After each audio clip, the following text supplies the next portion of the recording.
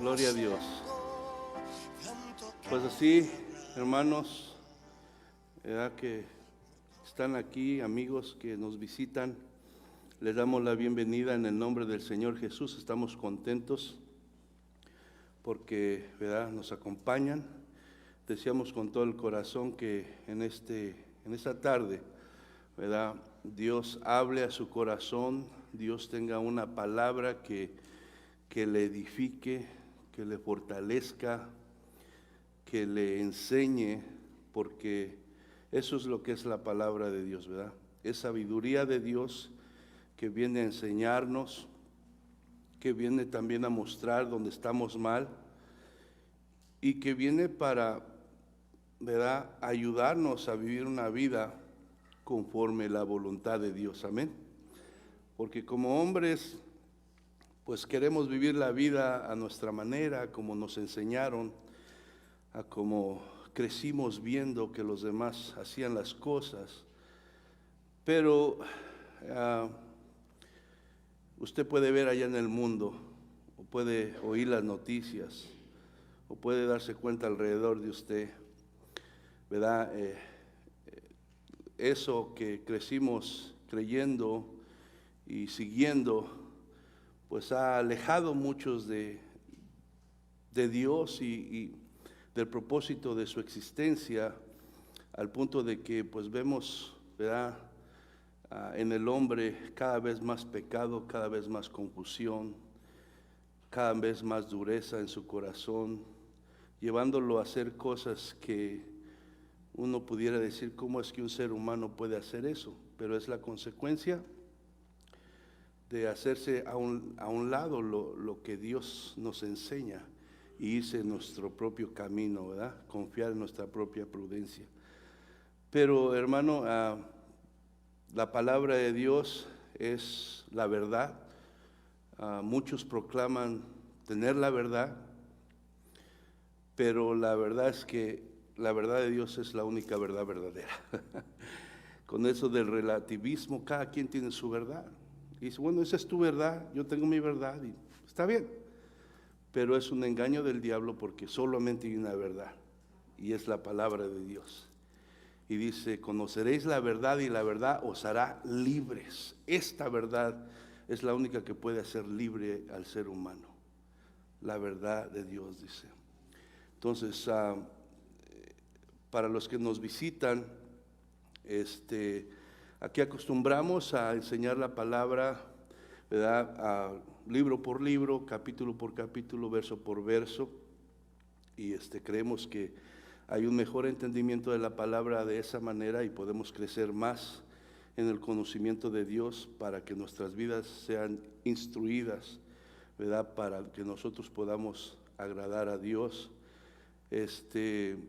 Aquí también no pasamos el ofrendero, no porque tenga nada malo, simplemente que creemos que eso es algo que tiene que salir de cada corazón, y allá está un lugar donde puede, si usted siente dar una ofrenda, si usted siente dar su diezmo, allá está un lugar y usted lo puede hacer con libertad, pero no acostumbramos a pasarlo porque creemos que eso es algo que debe de salir del corazón, porque el dar a Dios es una manera de adorarle.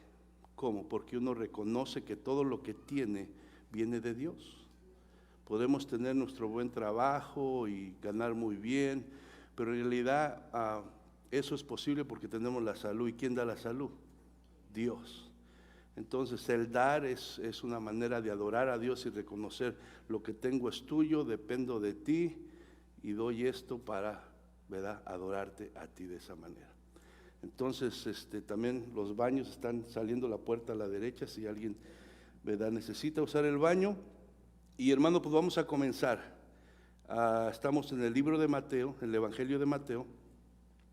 Vamos en el 3er capítulo de Mateo, vamos a terminarlo en esta tarde, hermano, y pues hemos estado gozando en ver, ¿verdad?, las verdades que Mateo nos muestra aquí a través de su Evangelio.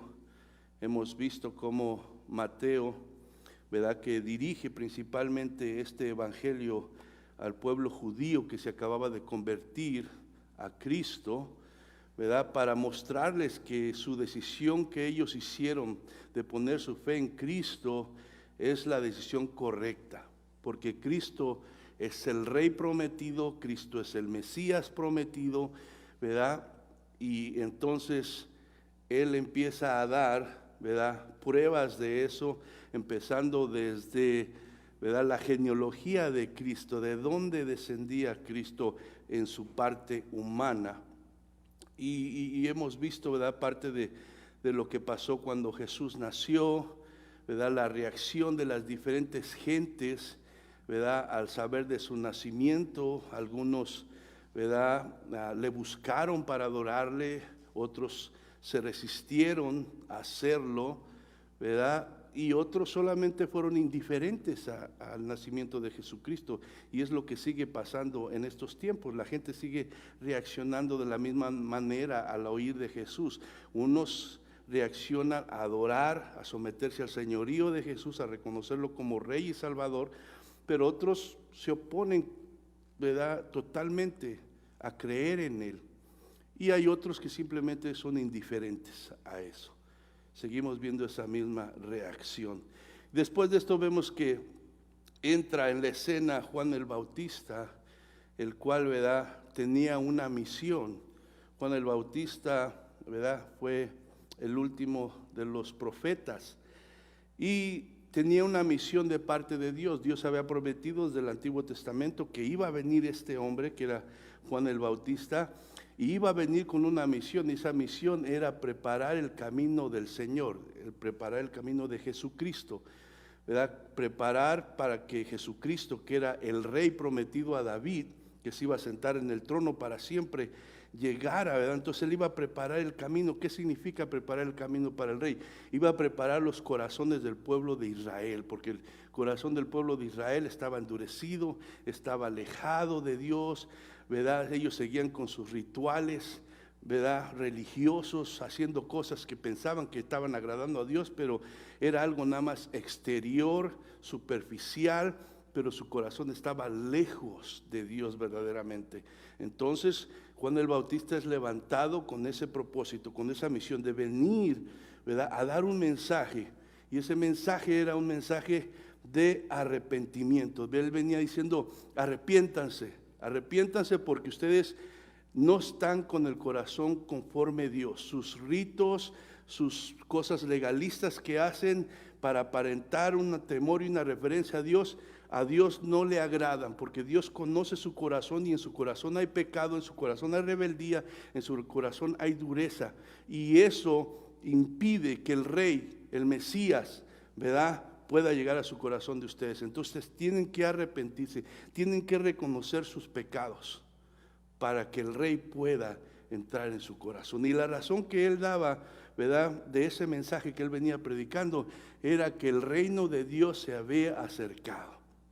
Uno de los nombres de Jesucristo era Emmanuel, que significa Dios con nosotros. Literalmente Dios baja, ¿verdad?, a este mundo, se mete en un cuerpo físico. ¿Para qué?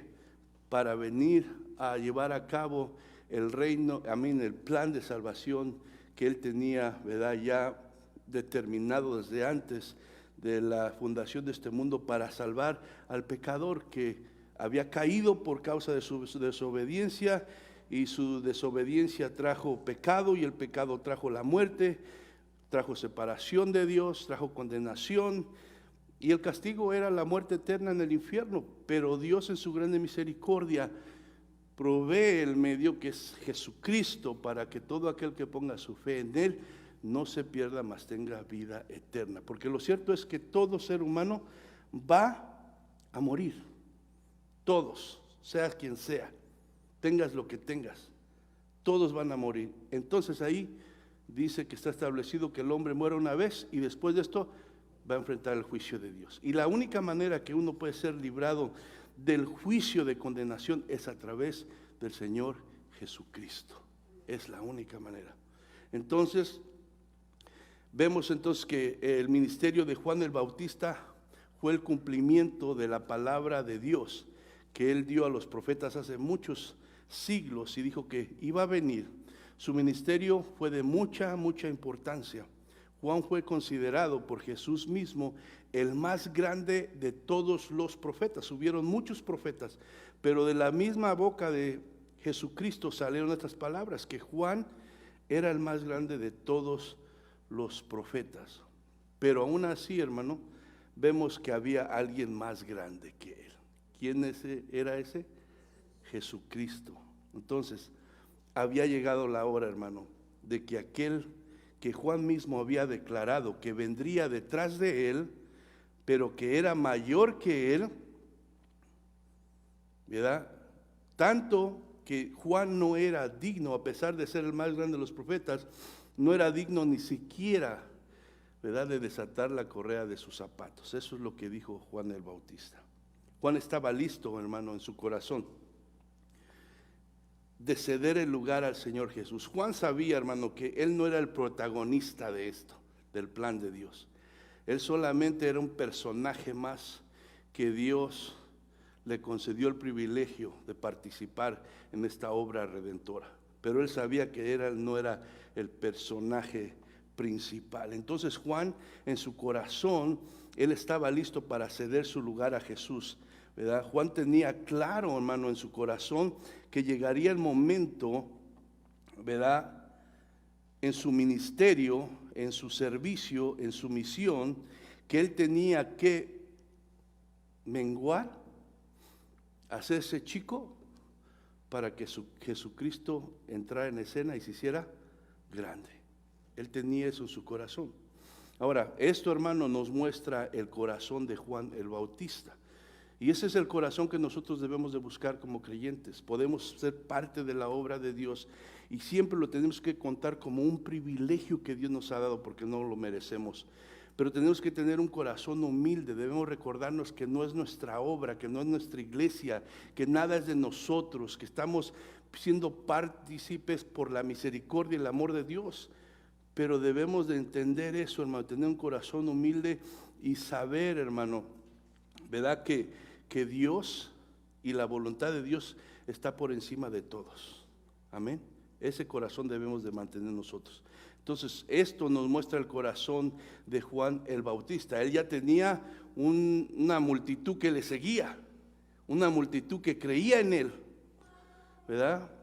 En estos tiempos, desgraciadamente, Dios levanta hombres que le sirvan, que prediquen su palabra, y de repente ven que crece sus iglesias y tienen mucha gente que les sigue y les cree, y en vez de tener presente en su corazón que ellos solamente son unos instrumentos que Dios está usando, que nada les pertenece, empiezan a tomar ventaja de eso y empiezan a creer que la obra y la iglesia es de ellos. Y es triste eso. Y empiezan a enorgullecerse y a creerse más que los demás, y eso es del diablo, hermano.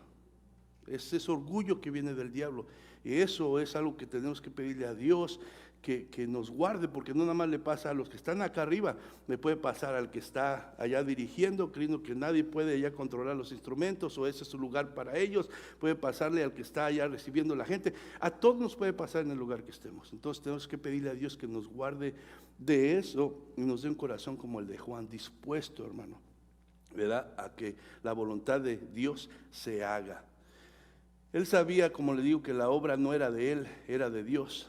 Entendía que él solamente se le había dado el privilegio de llevar a cabo la misión de anunciar la llegada del reino y preparar el corazón de los pecadores para que recibieran a su Salvador.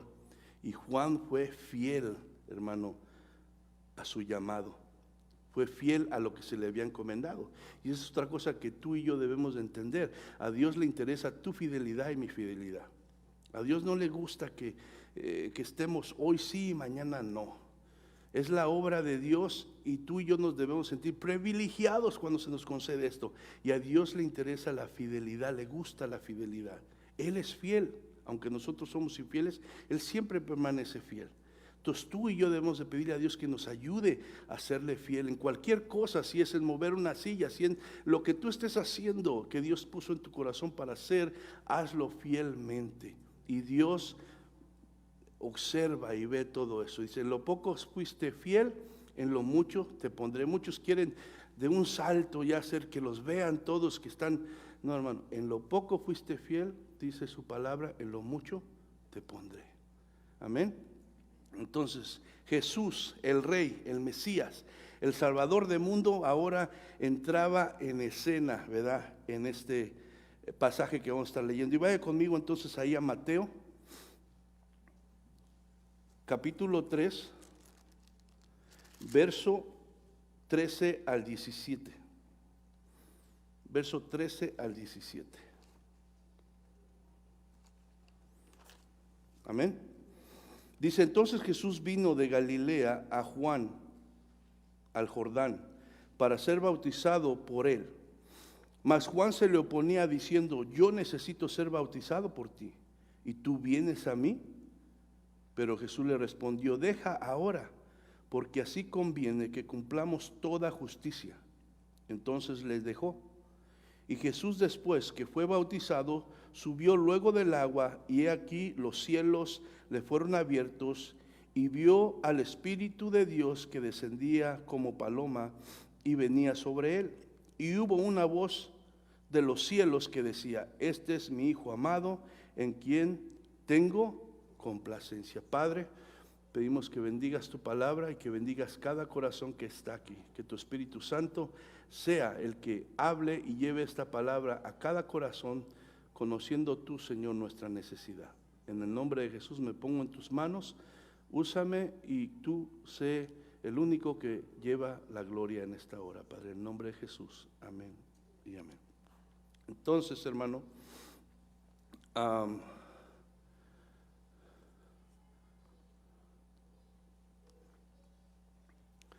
el protagonista, hermano, del Evangelio hace su aparición.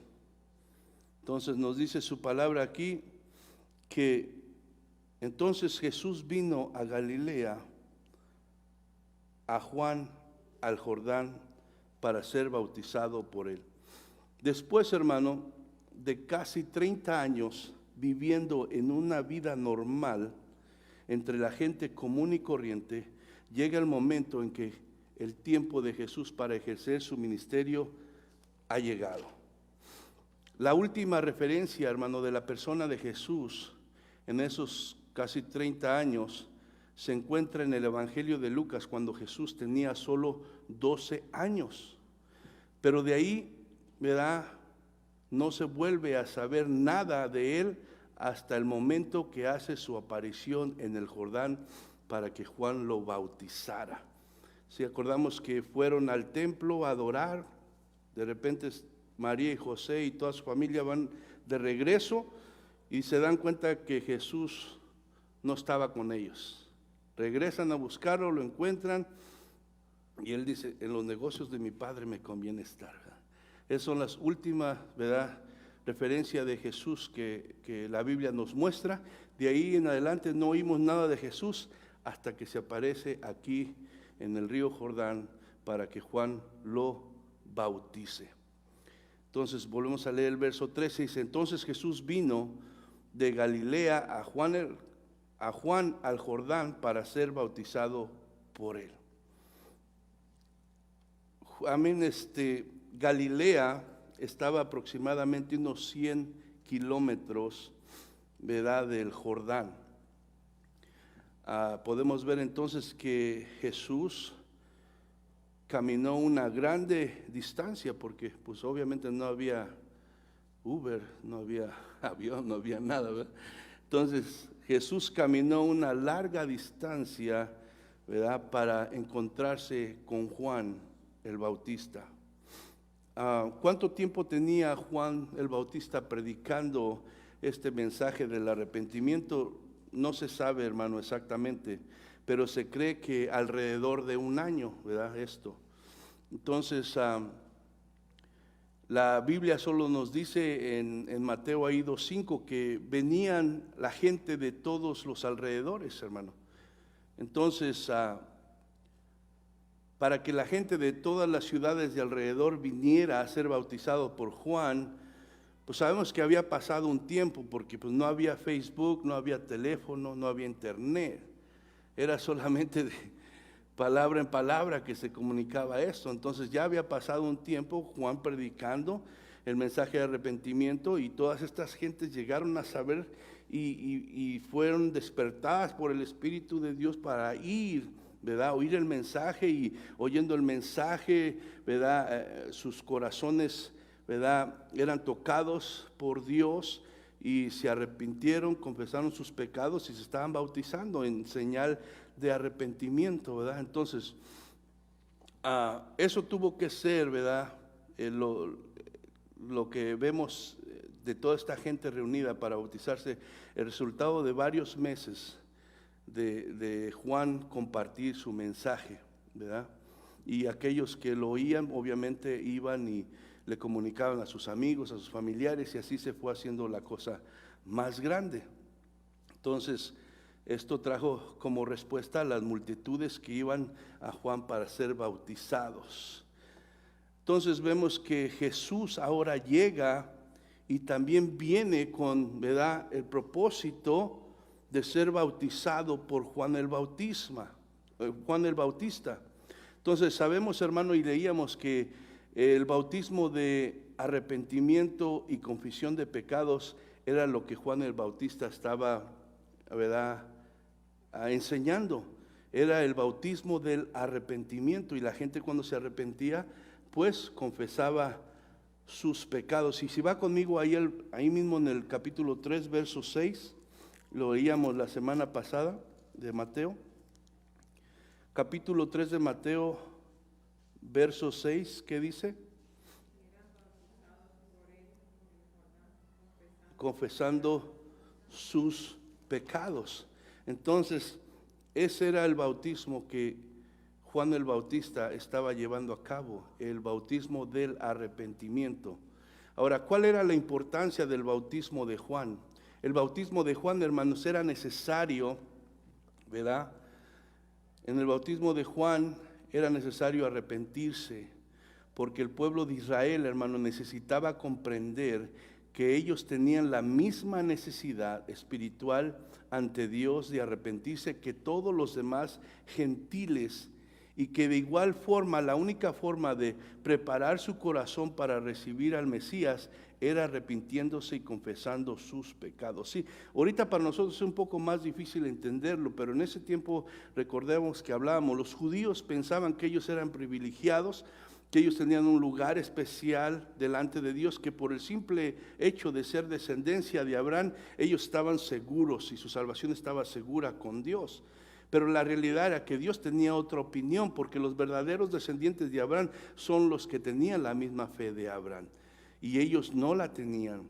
Entonces estaban equivocados, y es lo que viene diciendo Juan. No, ustedes, al igual que aquellos gentiles, aquellos que no son judíos, que ustedes consideran que están lejos de Dios, que ustedes consideran que para lo único que sirven son para leña, para el infierno, a igual que ellos, ustedes tienen la misma necesidad. Ustedes también tienen que arrepentirse de sus pecados y tienen que, ¿verdad?, preparar su corazón para recibir a Jesucristo igual que ellos. Por eso era importante este bautismo, y por eso Juan fue antes de Jesucristo a preparar sus corazones para hacerles ver su necesidad y quitar esa mentalidad que tenían ellos de que solamente por ser descendientes de Abraham o por ser el pueblo de Israel ellos ya tenían asegurada la salvación. Cuando la Biblia dice todos pecaron, por cuanto todos pecaron, todos están alejados de Dios, todos. Y eso es lo que viene haciendo Juan. Por eso era tan importante el bautismo de Juan. Ahora, si el bautismo de Juan era para arrepentimiento y para que confesaran sus pecados, ¿por qué Jesús tuvo que bautizarse? Si Jesús no era un pecador. Jesús no necesitaba arrepentirse de nada. Al contrario, su palabra nos dice allá en Juan que dice, Él era el Cordero de Dios que quitaba o que quita el pecado del mundo. No tenía de qué arrepentirse, no tenía pecados para confesar. Al contrario, Él venía a ser el Cordero, ¿verdad?, perfecto, el sacrificio perfecto que quitaría el pecado de la humanidad. Entonces, si va conmigo ahí a Hebreos 4:15, porque obviamente pues hay algunos que niegan darle la deidad a Jesucristo, y no creen que él era Dios, creen que era un simple profeta, pero se niegan, ¿verdad?, a reconocer que Jesucristo era 100% Dios y 100% hombre, ¿verdad? Y aunque tuvo esa, ¿verdad?, a humanidad, nunca pecó. Dice Hebreos 4:15, si me pueden decir un amén cuando lo tengan. Dice, porque no tenemos un sumo sacerdote que no pueda compadecerse de nuestras debilidades, sino uno que fue tentado en todo según nuestra semejanza, pero sin pecado. Jesucristo fue tentado, pero nunca pecó. Él entiende por lo que nosotros pasamos y se compadece de nosotros y está ahí para ayudarnos, pero él, aunque fue tentado, la palabra es clara, dice que Jesucristo nunca pecó. Vamos a 1 de Pedro 2:22.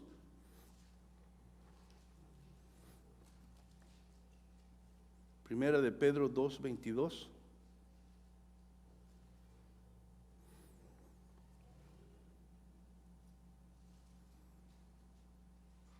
Amén.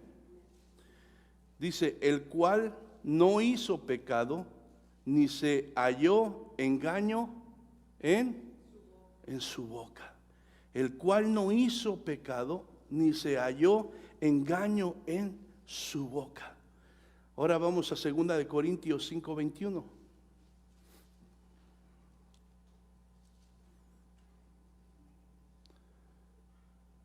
Está delante de Romanos, hermano. Antes de Gálatas. 2 de Corintios 5:21. Dice, al que no conoció pecado, hablando de Jesucristo, por nosotros se hizo pecado, para que nosotros fuésemos hechos justicia de Dios en él. Él no conoció pecado. Y algunos dicen que se hizo pecador, pero no. Dice, por nosotros se hizo pecado, queriendo decir que Él llevó nuestro pecado. Aunque Él nunca pecó, Él llevó nuestro pecado sobre Él.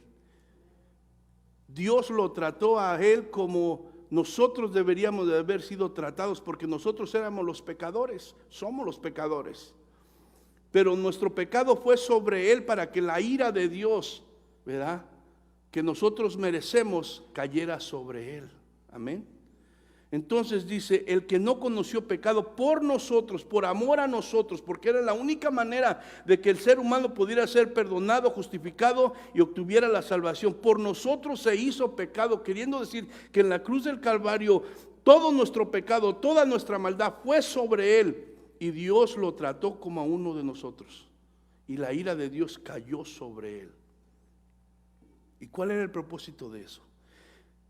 Que así como Jesús fue perfecto, nunca pecó, cumplió perfectamente con la ley de Dios, esa justicia ahora fuera puesta sobre nosotros los pecadores. Dice, para que nosotros fuésemos hechos justicia de Dios en Él, su justicia de Él. Así como nuestro pecado fue sobre Él, su justicia perfecta fue sobre nosotros. Y es por eso que ahora, aunque somos pecadores, por lo que Cristo hizo, nosotros podemos alcanzar gracia, perdón, justificación, y podemos acercarnos a Dios como hablábamos más temprano. Amén. En su presencia. Entonces, hermanos, si Él no pecó, ¿por qué se bautizó? Bueno, algunas razones. Se bautizó para dar testimonio público. Acordemos que habían multitudes, ¿verdad?, oyendo a Juan y bautizándose. Habían multitudes que habían oído la palabra de Dios y que sabían que Dios habría prometido un Mesías, que había prometido un Salvador, un rey que se iba a sentar en el trono de David y que iba a ser para siempre. La gente sabía esto porque lo oía de los sacerdotes, lo oía de aquellos que enseñaban la ley. Pero Juan ya había dicho claramente que él no era Cristo, que él no era Elías. Él solamente era aquel que venía a preparar el camino del Señor. Y era necesario que aquel que decía Juan que iba a venir después de él, pero que era primero de él, hiciera su aparición. Pero su aparición no fue algo en secreto con Juan. Aquí soy, mira, yo soy el Mesías. No, fue algo que tenía que ser en público para dar testimonio de que él era de aquel que las Escrituras hablaban. Entonces, una de las razones es dar testimonio público que él era el Mesías, pero otra también es demostrar que el ministerio de Juan el Bautista era de parte de Dios también. Y Dios, a través de Juan el Bautista y su ministerio, estaba cumpliendo también la palabra que le había dado los profetas, porque así como Jesucristo fue profetizado que iba a llegar, también Juan el Bautista fue profetizado que iba a venir a preparar el camino. Entonces, con esto Jesús, ¿verdad?, estaba dando testimonio de la fidelidad de Dios, del cumplimiento de la palabra de Dios, pero al mismo tiempo estaba también respaldando el ministerio de Juan el Bautista como un ministerio que venía del cielo. Vamos a Isaías 43.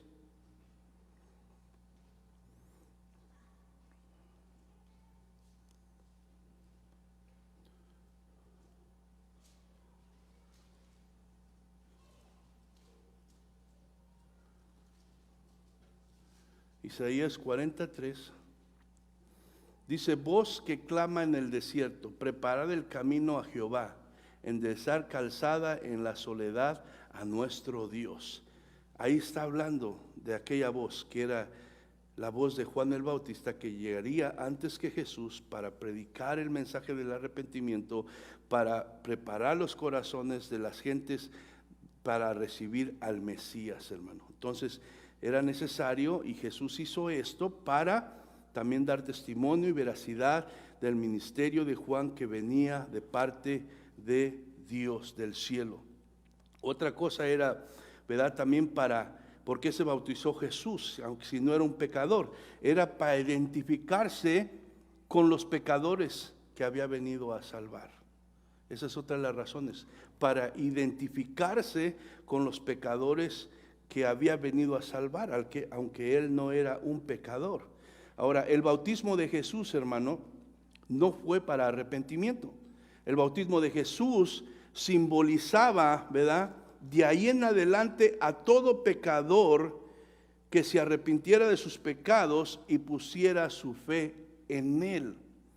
Entonces, desde entonces ahora se identificaría con Jesús, con su muerte, con su sepultura y con su resurrección. Amén.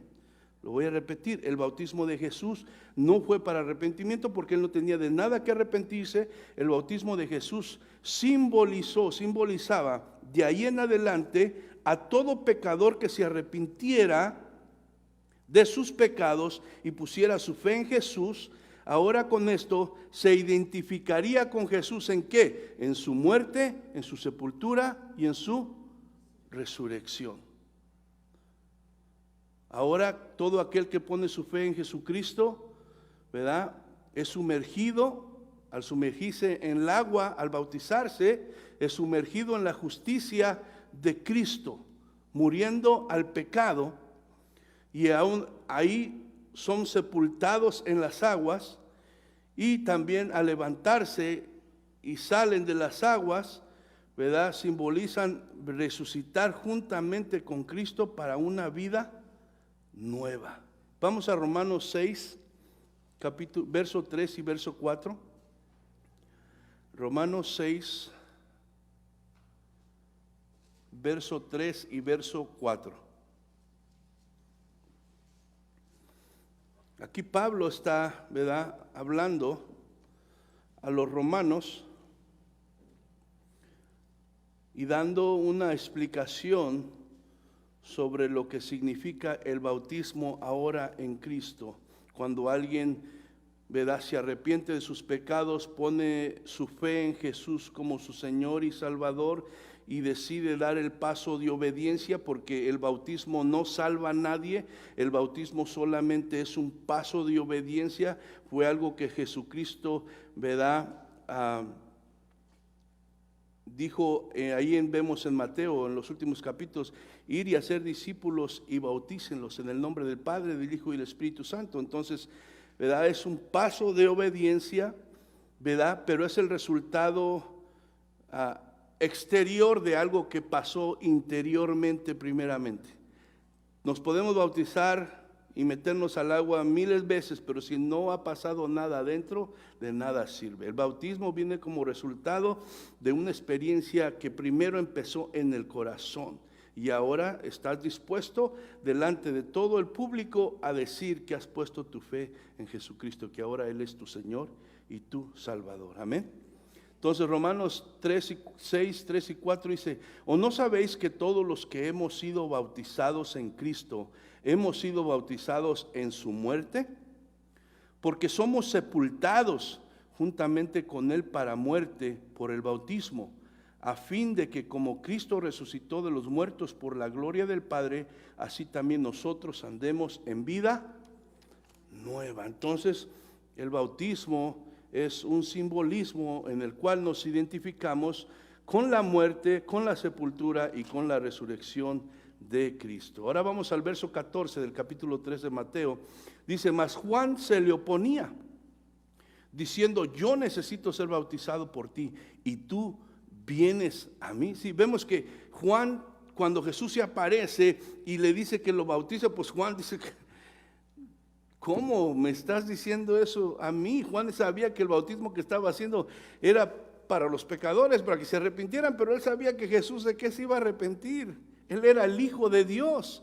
Y dice, tú eres el Hijo de Dios, tú no tienes pecado. Yo soy un pecador, es prácticamente lo que está diciendo Juan. Yo soy un pecador, tú debes de bautizarme a mí, no yo bautizarte a ti. Y esa, hermana, es la reacción normal, yo pienso, de todo aquel que reconoce la deidad de Jesús y su autoridad, ¿verdad? Lo que reaccionó Juan es una reacción normal. ¿Cómo es que tú quieres que yo te bautice? No, no puede ser. O sea, aquí los papeles se están invirtiendo, no es el orden correcto. Tú debes de bautizarme a mí. Yo soy un pecador, aunque soy un gran profeta, aunque tengo el privilegio de llevar a cabo esta misión, yo sigo siendo un pecador. Tú eres el Hijo de Dios. Pero, hermano, vemos también que Pedro reaccionó igual cuando Jesús le iba a lavar los pies. ¿Se acuerdan? ¿Qué hizo Pedro? Se negó también. No quería que Jesús le lavara los pies. Pero ¿qué le dijo Jesús? Si no me dejas que te lave los pies, no tienes parte conmigo. O sea, no participas en mi reino. Entonces dijo Jesús, Pedro, no, pues no solamente los pies, la mano, la cabeza, todo lava, me dijo Pedro, ¿eh? Y hermanos, entonces vemos que es una reacción natural cuando uno reconoce la deidad y la soberanía de Jesucristo. Cuando Pedro, ¿verdad?, entendió, ¿verdad?, lo que Jesús le estaba diciendo, entonces se sometió y obedeció la palabra que Jesús le estaba diciendo. Vamos al verso 15, hermano. Verso 15 de ahí de Mateo capítulo 3 dice, pero Jesús le respondió, deja ahora, porque así conviene que cumplamos toda justicia. Entonces le dejó. Hermano, Jesús no negó, ¿verdad?, que Juan el Bautista tuviera la razón.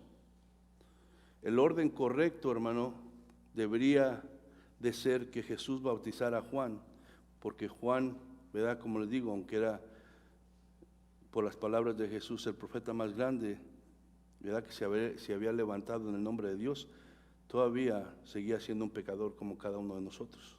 Amén. Entonces, Jesús no negó eso, pero aún así Jesús insistió que se debía de hacer como Jesús había dicho, que debía de bautizarlo. Dice, deja ahora, le dijo Jesús, porque así conviene que cumplamos toda la justicia. Como quien dice, parafraseando, hazlo así, Juan, porque esa es la voluntad de Dios, esa es la voluntad del Padre.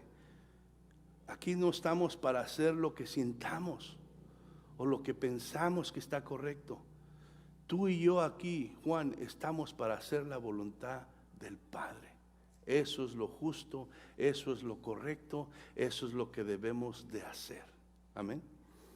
Y eso nos enseña también a nosotros, que somos muchas veces llevados y arrastrados por nuestros sentimientos, razonamientos o la lógica de este mundo. Las cosas de Dios no operan así. No operan así. Estamos hablando de un reino espiritual, de algo sobrenatural. Entonces Dios no se puede encerrar en nuestra lógica. Dios no se puede encerrar en nuestro razonamiento. Dios no se puede encerrar a como nosotros sentimos. Y mucha gente por eso se niega a aceptar a Dios, porque quiere entenderlo, quiere con su razón comprender todo lo de Dios. Si pudiéramos nosotros comprender todo lo de Dios, entonces no fuera Dios. Y muchas veces para servir a Dios, para obedecerlo, también nosotros tiene que tener sentido, tiene que ser lógico, porque si no, no. Y no, hermano, no siempre, no es así. Si nosotros nos debemos de dejar llevar por lo que la palabra de Dios dice, porque la voluntad de Dios es que le obedezcamos. Aunque a nosotros nos parezca una locura en ese momento, aunque todos los demás digan no, pues no tiene sentido. Si la Biblia dice así, tu responsabilidad y mi responsabilidad es obedecer a Dios, obedecerlo a Él, porque en esto es glorificado el Padre, en que le obedezcamos.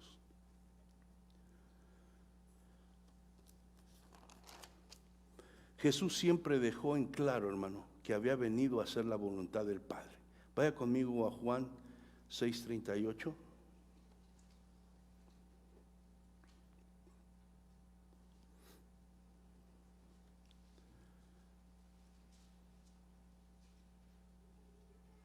Amén. Evangelio de Juan, capítulo 6, verso 38.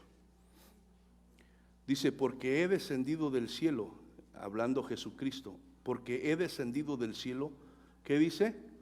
No para hacer mi voluntad, sino que la voluntad del que me envió. ¿Y quién lo envió? El Padre.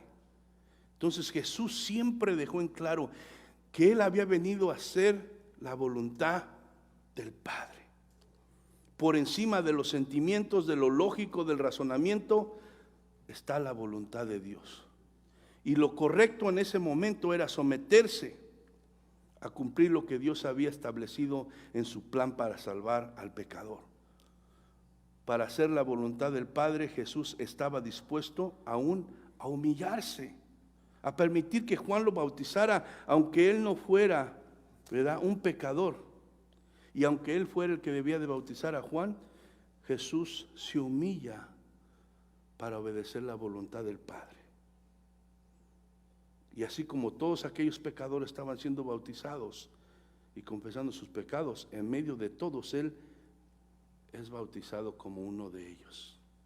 Se humilla. Entonces Jesús nos muestra también su humildad. Siendo Dios, siendo todopoderoso, siendo soberano, siendo el creador de todas las cosas, porque dijo, sin Él nada de lo creado hubiera sido creado. Pero aún así nos muestra su humildad y estuvo dispuesto a despojarse de su gloria, de su majestad, desde que entró a este mundo. Desde que entró a este mundo estuvo dispuesto. Vamos a Filipenses 2:7, que nos habla de lo que Jesús hizo. A Él, ¿verdad?, disponerse, aún desde siendo Dios, meterse en un cuerpo humano como el tuyo y como el mío. Filipenses capítulo 2, verso 7. Filipenses está adelante de Efesios, atrás de Colosenses. Filipenses capítulo 2, verso 7 dice, sino que se despojó, ¿de quién está hablando? De Jesucristo.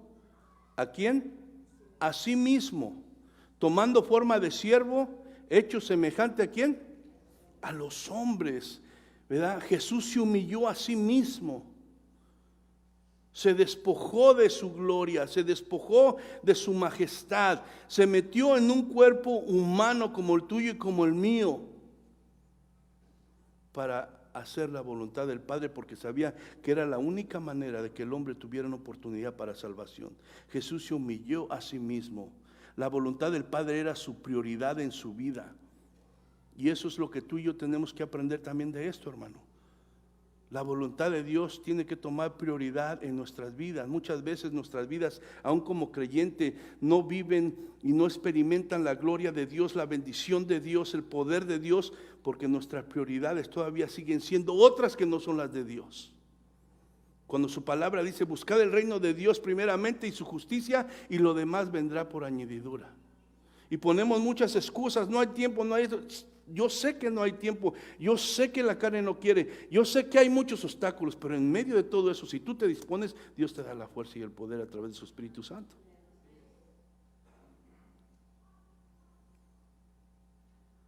Pero para Jesús, ¿verdad? No le importó humillarse porque la voluntad del Padre era su prioridad. Y hermano, seguir la voluntad del Padre terminó llevando a Jesús ¿a dónde? A la cruz. Y aún en ese momento, hermano, le fue tan difícil a Jesús en su humanidad, porque recordemos que él era 100% Dios, pero también era 100% humano. Le fue tan difícil que sudó gotas de sangre, dice. Pero aún en su momento más difícil, él dijo, no se haga lo que yo quiero, sino tu voluntad. Porque él sabía que no había otra forma. Y su misión era venir a salvar al pecador. Y para salvar al pecador él tenía que morir en la cruz, derramar su sangre. Porque la Biblia dice que la paga del pecado es muerte, y alguien tenía que morir. Y el único sacrificio perfecto, sin pecado, que Dios aceptaría para cumplir su justicia, era Jesucristo y su sangre derramada. Y él estuvo dispuesto a hacerlo, porque no había otra manera. Y a causa de que él se humilló y se dispuso a obedecer al Padre hasta el final, es que tú y yo estamos aquí. Es que la gente todavía puede seguir siendo rescatada de la esclavitud del pecado. Puede seguir siendo rescatada de donde el diablo tiene metida a tanta gente. En la oscuridad, en la drogadicción, en la homosexualidad, en la pornografía, en la envidia, en el orgullo, en la avaricia, en todo eso que el diablo usa para atar a la gente, desviarla de Dios, esperando que muera en su pecado y se vaya al infierno. Pero Jesús quiere que todo mundo se arrepienta, y por eso pagó en la cruz y derramó su sangre, para que aquel que ponga su fe en él tenga la oportunidad de cambiar el rumbo de su vida.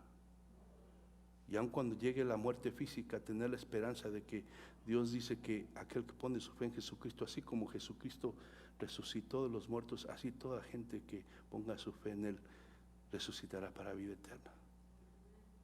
Jesús dijo, yo soy la resurrección y la vida. El que cree en mí, aunque esté muerto, vivirá, dice su palabra. No se haga lo que yo quiero, dijo Jesús, sino hágase tu voluntad. Tanto Jesús como Juan estaban ahí para cumplir una misión. No se trataba de ritos religiosos superficiales, aparentando piedad o temor a Dios. Estaban ahí para cumplir con la justicia de Dios, dando ejemplo de lo que Dios busca en el corazón de cada hombre, un deseo sincero y una disposición a hacer su voluntad, porque esa es la única forma de comenzar a tener una relación con Cristo, una relación correcta con Cristo, con Dios. Esa es la única forma. Mucha gente quiere encontrar a Dios, pero no está dispuesta a cambiar su forma de vivir. Se piensa que se trata solamente de religión, de apariencias, de ir a la iglesia los domingos. No, es más allá. Es un corazón convertido que reconoce su pecado, que reconoce que ha ofendido a Dios y que está dispuesto a humillarse, a pedir perdón, confesar sus pecados y entregar su vida a Cristo para que cambie y sea transformada.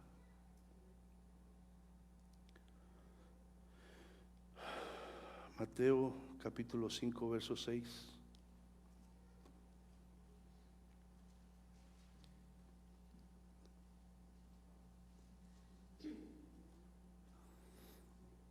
Mateo capítulo 5, verso 6 dice: bienaventurados los que tienen hambre y sed de justicia, porque ellos serán saciados. Solo el que reconoce su necesidad de Dios y le busca de corazón, le podrá encontrar. Aquel que en su orgullo y su soberbia se resiste a reconocer su necesidad de Dios, es imposible que lo encuentre. Pero dice: bienaventurados, bendecidos, aquellos que tienen hambre y sed de justicia, aquellos que reconocen su necesidad de Dios, aquellos que se han dado cuenta que sus caminos son caminos que solamente llevan a muerte, a vergüenza, a decepción,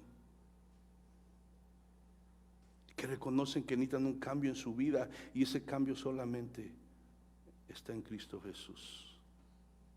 Solamente aquellos, ¿verdad?, pueden encontrar a Dios.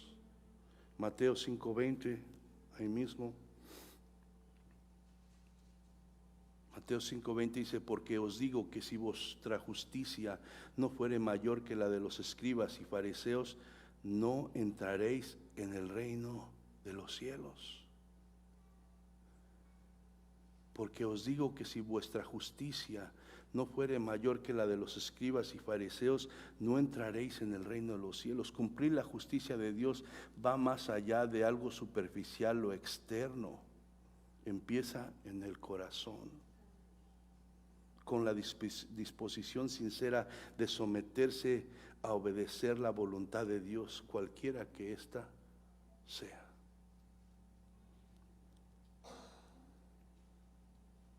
Cuando Juan entendió esto, se dispuso a bautizar a Jesús, y así ambos se sometieron a la voluntad del Padre. Versos 16 y 17 de ahí de Mateo 3, ya para terminar.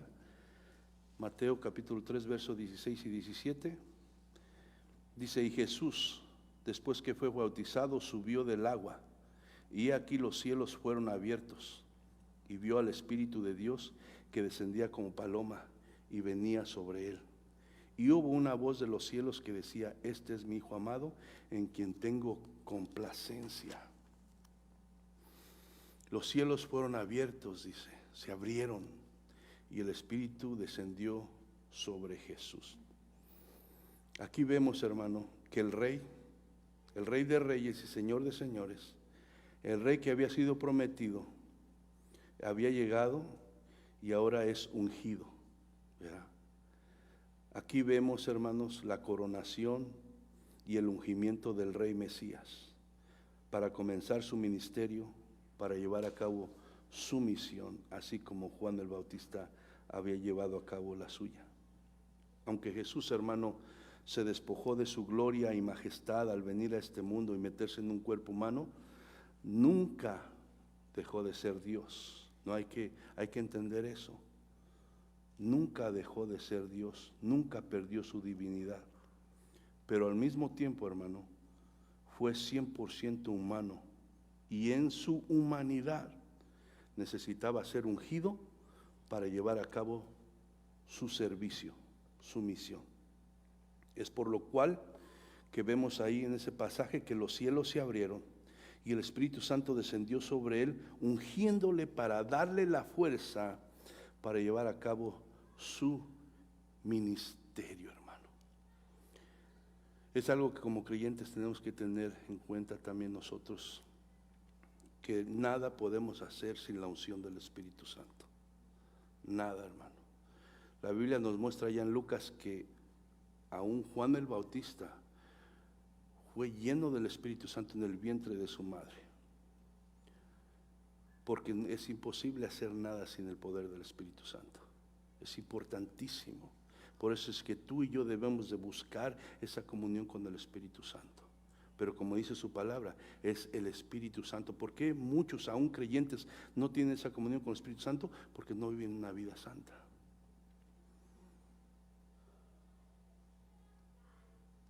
Porque son indiferentes, porque son insensibles a la voz del Espíritu Santo, porque no se sujetan a la voluntad de Dios.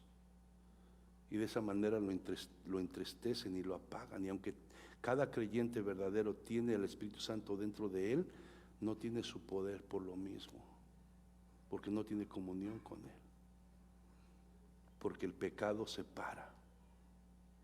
El pecado entristece al Espíritu Santo. El pecado lo apaga. Por eso muchas veces el creyente no ve que pasa nada en su vida. Y cualquier pruebita, cualquier cosa lo tira, lo desanima, lo desvía del camino. ¿Por qué? Porque no está el poder del Espíritu Santo. Por eso muchas veces como creyentes aún nuestra carne tiene el control de nosotros. ¿Por qué? Porque no está el poder del Espíritu Santo. ¿Por qué no está el poder del Espíritu Santo? Porque no hay comunión con el Espíritu Santo. Porque no le damos el lugar que el Espíritu Santo merece. Porque muchas veces sin nosotros declararlo con nuestra boca, también estamos actuando como que el Espíritu Santo es una fuerza solamente. Y el Espíritu Santo no es una fuerza, es una persona. Y es Dios y es la tercera persona de la Trinidad. Y por eso es tan importante tener una comunión con el Espíritu Santo, hablar con el Espíritu Santo, ser sensible al Espíritu Santo, pedirle perdón al Espíritu Santo. Es importante eso, porque eso dice que el Espíritu Santo es nuestro ayudador. Es nuestro ayudador, Él fue enviado para ayudarte a ti y a mí. Pero tenemos que buscar esa comunión con Él. ¿Cómo buscamos esa comunión? Obedeciendo a Dios, su palabra, apartándonos de aquello que sabemos que desagrada a Dios y que le ofende. Y cuando pecamos, que todavía pecamos, porque somos humanos, rápido arrepentirnos y pedirle perdón y pedirle ayuda. Por eso es necesario la relación diaria. El Espíritu Santo mora en nosotros, camina con nosotros, va donde nosotros vamos, no nos lo podemos esconder. Imagínate tú una relación con tu esposo, con tu hija y en la misma casa, ignorarlo, cruzarse en los cuartos, en el pasillo y ni siquiera como si no existiera. Y muchas veces así somos con el Espíritu Santo. Y tenemos que tomar conciencia de eso, porque por eso a veces nuestras derrotas como creyentes, porque no le estamos dando lugar al Espíritu Santo, no estamos aprovechando. Él, siendo Jesús en su humanidad, necesitaba el poder del Espíritu Santo para ejercer la misión que se le había mandado hacer. Siendo Jesús, entonces, ¿quién somos tú y yo para decir que no necesitamos del Espíritu Santo?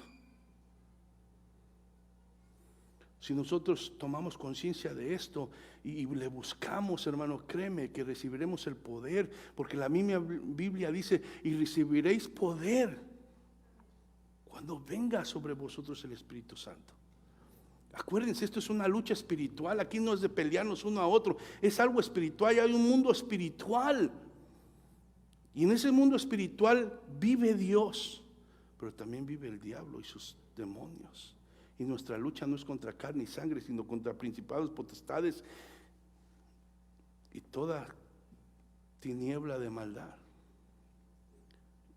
Y nosotros solo no podemos, porque no se trata de usar pistolas ni usar nada de eso. Se trata de usar el poder de Dios, porque es la única manera de poder retar. Amén. Entonces, hermano, dice: es por lo cual que los cielos se abrieron y el Espíritu Santo descendió sobre él, ungiéndole para darle la fuerza para llevar a cabo su ministerio. ¿En qué consistía su ministerio? Bueno, arrebatar las almas oprimidas del diablo. Ese es el ministerio y la misión de Jesús: arrebatar las almas oprimidas por el diablo. ¿Y cuántos? Yo soy alguien, un testimonio. Usted es un testimonio. Éramos esclavos del diablo, hacíamos lo que él quería, pero yo, Jesús, y fuimos rescatados, hermano, y ahora somos libres para servirle, para alabarle. Sí, seguimos fallando, pero ahora nosotros nos arrepentimos, buscamos, le pedimos a Dios: ayúdanos, queremos servirte, queremos obedecerte, llénanos de tu poder, de tu presencia. Ya no somos más esclavos del diablo. Pero hay gente que está oprimida. Hay gente que es esclava del diablo. Hay gente que aunque quiere dejar el mal no puede, hermano. Aunque sabe que el vicio, aunque sabe, hermano, que la adicción y todas cosas lo está matando, está destruyendo su matrimonio, está destruyendo su familia, está haciendo todo, no puede, hermano. ¿Por qué? Porque es esclavo del diablo y del pecado. Pero Jesús vino a arrebatar las almas oprimidas del diablo. Vaya conmigo a Isaías 61:1.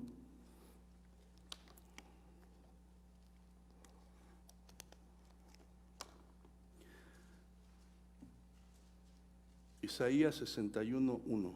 Es en el Antiguo Testamento.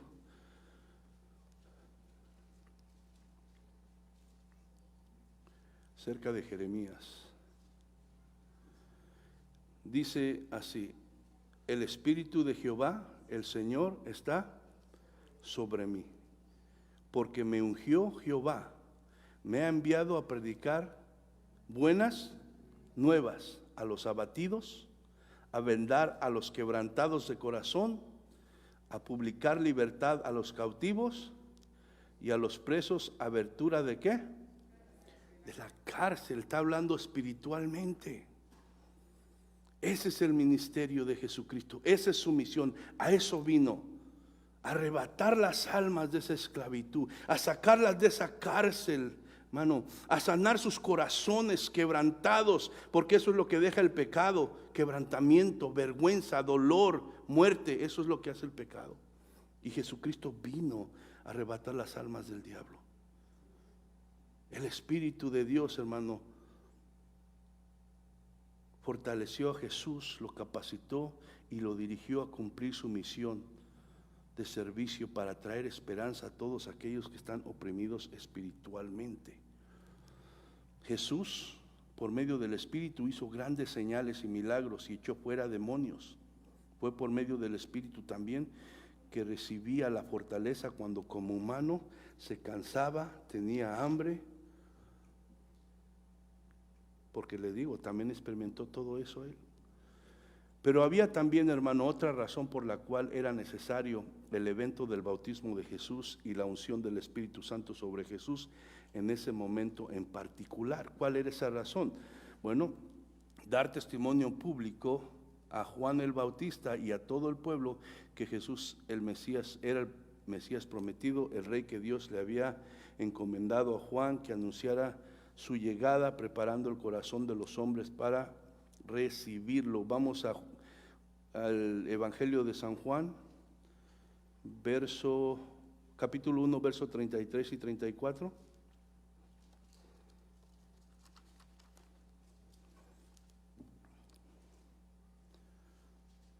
Juan, capítulo 1, verso 33 y 34 dice: y yo no le conocía, esto, ¿verdad? Juan, pero el que me envió, o sea Dios, a bautizar con agua, que le encargó la misión a Juan el Bautista de predicar el arrepentimiento y bautizar en agua, aquel me dijo: sobre quien veas descender el Espíritu y que permanezca sobre él, ese es el que bautiza con el Espíritu Santo. Verso 34 dice Juan: y yo le vi y he dado testimonio de que ¿qué? Es el Hijo de Dios. Hubo una voz, hermano, de los cielos que decía: este es mi Hijo amado, en quien tengo complacencia. Entonces vemos que el testimonio de Juan y ahora esa voz que se oyó de los cielos, que es Dios mismo, también deja en claro y da testimonio que Jesús es el Mesías prometido, el Salvador del pecador. Entonces, aquí vemos la aprobación, ¿verdad?, que Dios hace públicamente de Jesús. Y ahora Jesús queda listo para emprender su misión. Amén. ¿Cuál es esa misión? Arrebatar las almas del diablo, salvar al pecador. Y eso es lo que sigue haciendo Jesús, pero solamente en aquel que reconoce su pecado, que se humilla delante de Dios y que reconoce que su única esperanza de salvación es Jesús. La gente dice, ¿por qué? Lo que nos cae gordo de los cristianos es que dicen que solamente a través de Jesús, que no hay otra manera. Si hay muchos caminos, ¿cómo llegar al cielo? No podemos decir otra cosa que no diga la palabra. Jesús mismo de sus bocas salió: yo soy el camino, yo soy la verdad y yo soy la vida. Nadie va al Padre si no es por mí. Jesús mismo dijo: no hay otro nombre de nadie dado a los hombres debajo del cielo en el cual se puede encontrar salvación. No hay. La gente ha salido con tantos dioses que se han inventado y ponen su esperanza ahí. Pero dice aquí que no hay otro nombre, es Jesús. Es Jesús el único, el cual Dios envió a este mundo para que todo aquel que ponga su fe en Él encuentre perdón de pecados y salvación. Dice su palabra que no hay otro mediador, no hay nadie que pueda conectar al hombre con Dios, sino solamente Jesús. Nadie. Solamente Jesús puede hacer esa conexión. Por eso es la importancia de poner la fe en Jesús como único y suficiente Salvador. No es Jesús y la religión, no es Jesús y las obras, no es Jesús y lo que conozco, no es Jesús y lo que yo, no, es Jesús solamente. Es Jesús solamente. Porque Él derramó su sangre, Él pagó el precio, Él fue el único sin pecado, Él fue el sacrificio perfecto que Dios aceptó. Solamente hay salvación en Él. Y por eso seguimos predicando eso, aunque la gente no esté de acuerdo. Sería una falta de amor de nosotros que hemos entendido esta verdad y que hemos sido rescatados, ¿verdad? Decir otra cosa. Vamos a decir, si la casa se está quemando, si el building donde usted trabaja se está quemando y solamente hay un lugar para poder salir, escapar, pero es un lugar estrecho, es difícil, nadie quiere pasar por ahí. Usted le va a decir, no, pues vete por allá por el otro lado, aunque sabe que no hay salida y ahí se va a quemar. Nada más para que esté contento y acepten lo que le está diciendo. No, le vas a decir, es el único lugar. Tal vez no sea fácil, pero es el único lugar por donde puedes escapar. Si verdaderamente tú quieres a esa persona, le vas a decir, porque es la única salida. Y así mismo, en estos tiempos, la gente no quiere entender eso. Pero la verdad, conforme a la palabra de Dios, Jesús es el único camino. No hay otro lugar, no hay otra persona, no hay nada. Es Cristo el único. Amén. En este último pasaje, hermano, vemos que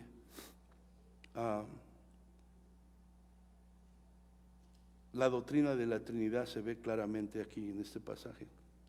La doctrina de la Trinidad no es algo fácil de entender, o sea, no se comprende en sí. Lo creemos porque la palabra lo muestra, que Dios es uno solo, pero obviamente existen tres personas: Dios Padre, Dios Hijo y Dios Espíritu Santo. ¿Cómo funciona eso? No lo entendemos, pero lo creemos porque lo vemos en la palabra de Dios. Y aquí en este pasaje nos muestra eso. Vemos al Hijo, Jesús, vemos al Espíritu Santo descendiendo sobre Jesús y oímos la voz del Padre aprobando, ¿verdad?, a Jesús como el Mesías. Vemos ahí al Dios verdadero manifestado en tres personas. Amén. Entonces, hermano, pues esto es lo que hay para el estudio de ahora. Pongámonos de pie y en esta tarde, ¿verdad? Yo quiero decirte, ¿verdad?, a toda persona que está aquí, Dios es bueno. Dios es paciente. Dios es perdonador. Muchas veces oímos personas que dicen, no, yo no puedo acercarme a Dios porque necesito mejorar un poco mi vida. Ahorita Dios no. Dios es perdonador. Y Dios insiste en hacernos esa invitación a ser parte de su reino. Y Él no espera que te limpies, que mejores tu vida, no, Él quiere que vengas como estás. Lo único que quiere que reconozcas es que eres un pecador, que has ofendido a Dios y que necesitas un Salvador, y ese Salvador es Jesucristo.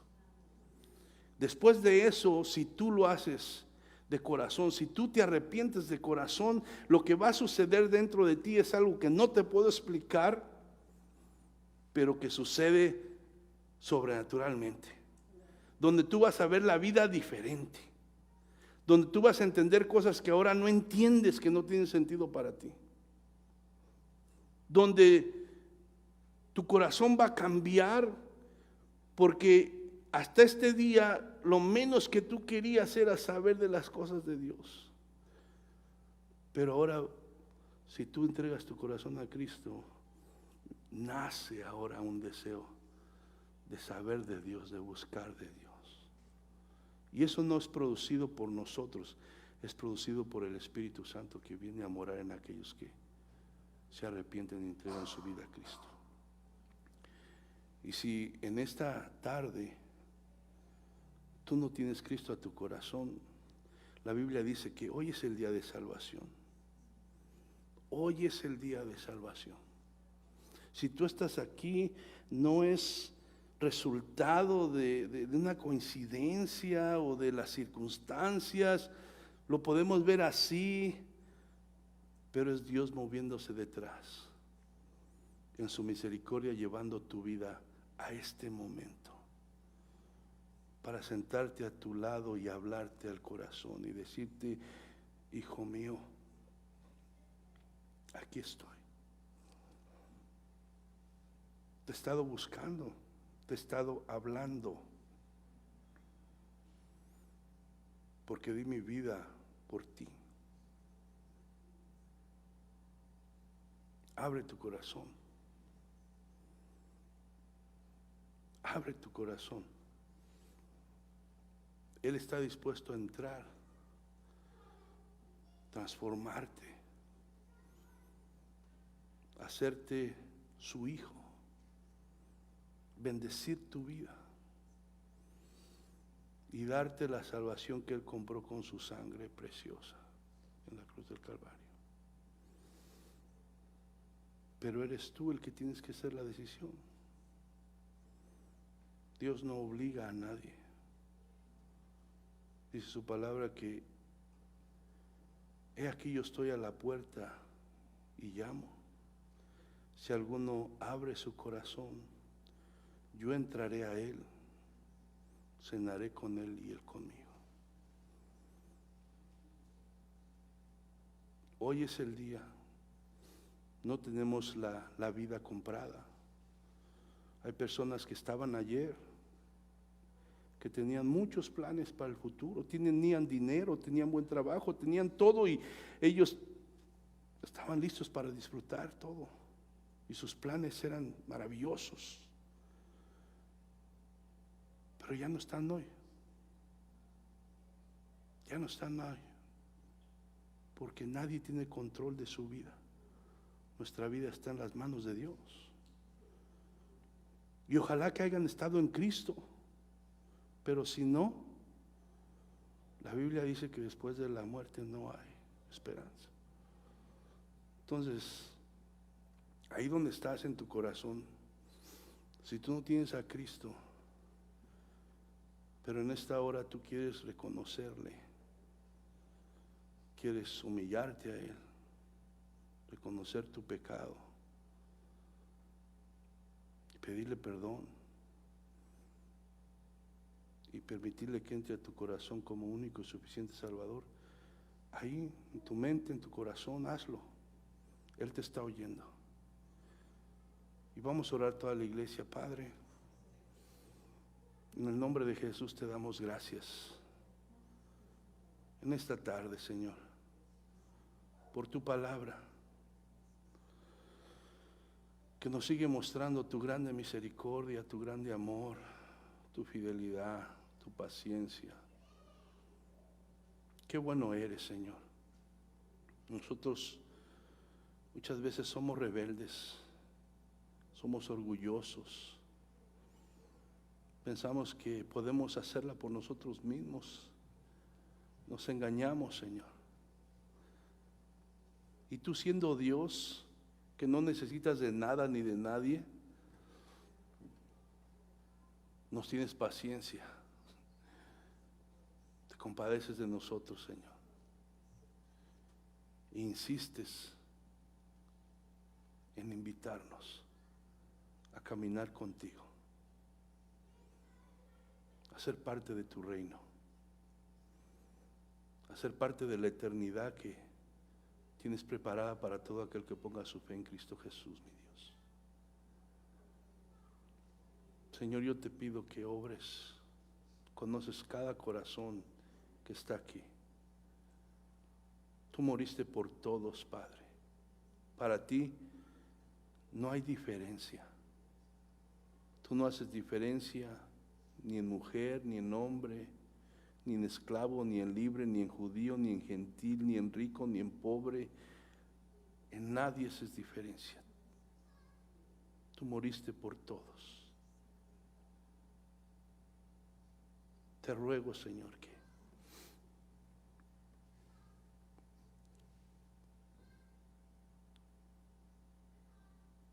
traigas salvación en este día, que perdones nuestros pecados, que hagas y cumplas esa misión a la cual veniste, y traiga salvación. Te lo pido en el nombre de Jesús, Señor. Abra el corazón, quita toda dureza, quita toda, Señor, idolatría, quita toda aquello, Señor, que falta de fe, todo lo que el enemigo pone para tratar de impedir, Señor, que tú entres al corazón. Y, Señor, que en este día, una vez más, tu nombre sea glorificado y sea un día en el cual, Señor, los ángeles del cielo hagan fiesta, porque una alma más, Señor, viene al arrepentimiento y es parte de tu reino. En el nombre de Jesús, solamente tú puedes hacerlo. Solamente tú puedes hablar al corazón, Señor. En el nombre de Jesucristo te damos la gloria y te damos la honra, Señor. Amén y amén. Gloria a Dios.